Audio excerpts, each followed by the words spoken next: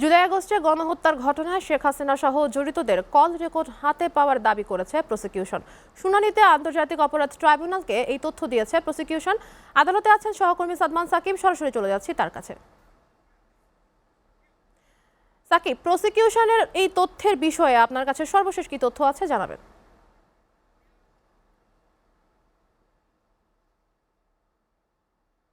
নওশীন, দুপুরে আন্তর্জাতিক অপরাধ ট্রাইব্যুনালের চেয়ারম্যান গোলাম মুর্তজা মজুমদারের নেতৃত্বে 2 সদস্যের ট্রাইব্যুনালে আজকে 3টি বিষয় নিয়ে শুনানি হয়েছিল। একটি জাত বৈষম্য বিরোধী ছাত্র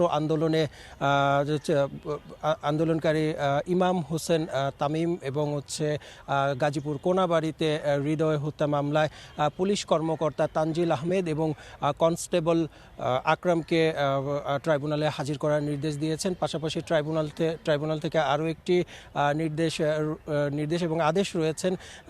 বৈষম্য বিরোধী ছাত্র আন্দোলনে যে গণহত্যা চালিয়েছিল তৎকালীন সরকার, এবং সেই গণহত্যায় যারা এখনো পর্যন্ত আটক রয়েছেন তাদের যে ফোন রেকর্ড এবং ডিজিটাল যে আলামত জব্দ করা হয়েছে, সেই আলামত যাতে ধ্বংস করা না হয় এবং অধিকতর তদন্তের সাথে সেই আলামত যাচাই বাছাই করার জন্য এনটিএমসি এবং সিআইডি সেই সাথে বিটিআরসিকে নির্দেশ দেওয়া হয়েছে যেন এই মামলার যথাযথ তদন্ত এবং যাচাই বাছাই করার জন্য যে ডিজিটাল আলামতগুলো রয়েছে সেই আলামত কোনোভাবে যাতে ধ্বংস না করা হয় সে বিষয়ে তাদেরকে সরবরাহ করার জন্য এবং সেই সহযোগিতা করার জন্য ট্রাইব্যুনাল সে আদেশ দিয়েছেন। এবং সেই সাথে গাজীপুরে যে হৃদয় হত্যা মামলার যে আসামি ছিলেন পুলিশ কনস্টেবল আকরামকে, এবং পাশাপাশি যা বৈষম্য বিরোধী ছাত্র আন্দোলনে আপনারা দেখেছেন নিশ্চয়ই,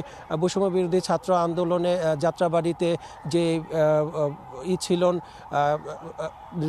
ইমাম হোসেন তামিম ছিলেন, তাকে বুকে বন্দুক ঠেকিয়ে যে গুলি করা হয়েছে, সেই ঘটনায় পুলিশ কর্মকর্তা তানজিল